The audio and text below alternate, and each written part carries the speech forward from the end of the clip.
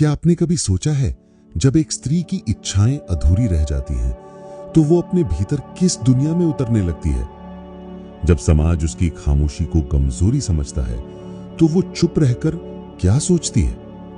आज हम मनोविज्ञान, भावनाओं और आत्मबल की ऐसी कहानी सुनेंगे जो आपको ना सिर्फ सोचने पर मजबूर करेगी, बल्कि अपने भीतर झांकने के लिए प्रेरित भी करेगी।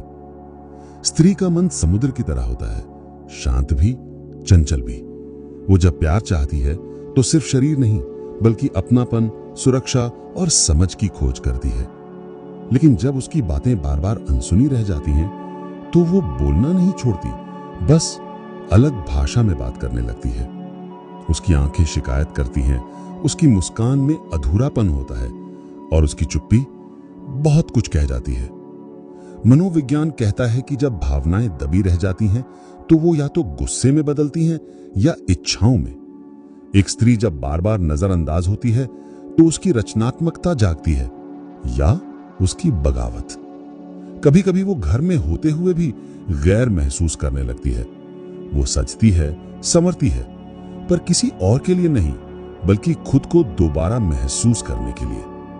कुछ पुरुष सोचते हैं कि स्त्री सिर्फ तब बोलती है जब वो नाराज हो, पर सच्चाई ये है, वो सबसे ज्यादा खतरनाक तब हो जाती है जब वो बोलना बंद कर देती है।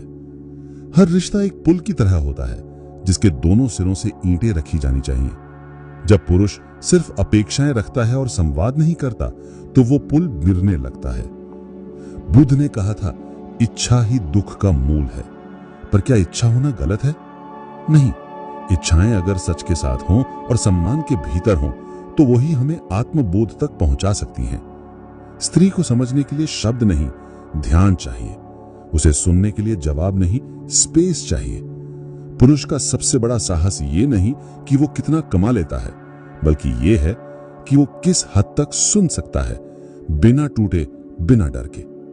तो अगली बार जब आप किसी स्त्री की आंखों में उदासी देखें, तो उसे मूड स्विंग मत कहिए।